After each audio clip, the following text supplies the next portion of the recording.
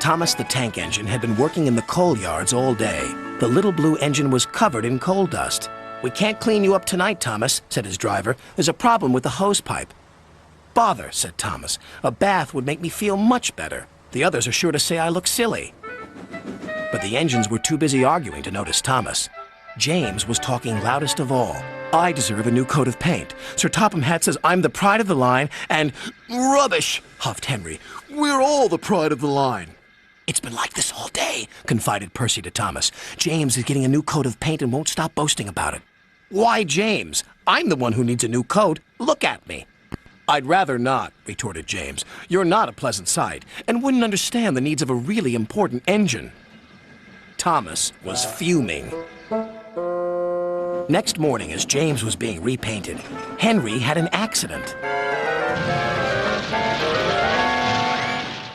"If you can't push cars properly, Henry, why not talk to a tree instead? You know how much you like the forest." "As a matter of fact, Bossy Boiler, Sir Topham Hatt is inspecting the island for trees that are too close to the line. He's worried they might cause trouble." "Pah!" laughed James. "If I came upon a tree, I'd just push it aside." "Really?" Henry replied. Soon James was showing off his paintwork. "Make way for an important engine." "You wouldn't feel important if one of those trees crashed on you. You'd feel hurt," reproached Percy. "Rubbish! It wouldn't dare." "You should be careful, James. Trees can be just as powerful as engines," advised Terence. "Oh, please. Now, excuse me, Sir Topham Hatt needs me to pull the express." And he huffed away.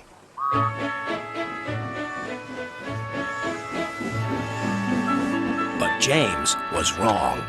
"You must go to the yards and collect an important goods train, James. It's heavy, so be careful," said Sir Topham Hatt. "But, sir, I've just been repainted. Can't Thomas or Percy do it? They're dirty and like working with freight cars." "Really useful engines don't argue." So James didn't. By the time he arrived at the yards, the weather had changed for the worse. "Your color's nice, James. Pity about your face, though," said a freight car. James ignored them and set off.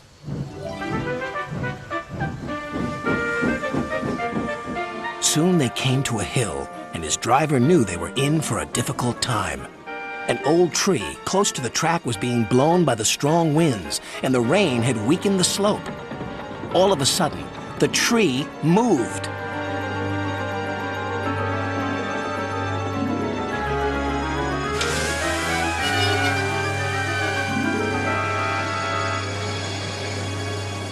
"Oh, help!" cried James. "Go away!" But of course, the tree couldn't. James tried to reverse away from the tree, but his train was too heavy. Then he heard a whistle. "It's Thomas," called his driver. James felt embarrassed and worried that Thomas would laugh at him, but Thomas didn't. He knew this was no time for teasing. "Beep, beep."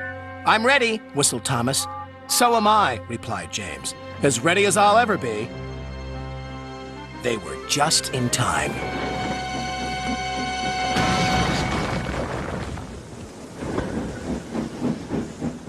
Later, James spoke to Thomas. "Percy and Terence were so right to warn me. Thank you for rescuing me, Thomas." "Oh, that's all right. We engines must pull together, whatever the weather." Just then, Edward bustled in. "Sir Topham Hatt thinks you're both brave engines. Thomas, you're going to have a new coat of paint. And James, Sir Topham Hatt says that tomorrow you'll pull the special express." Everyone was very happy.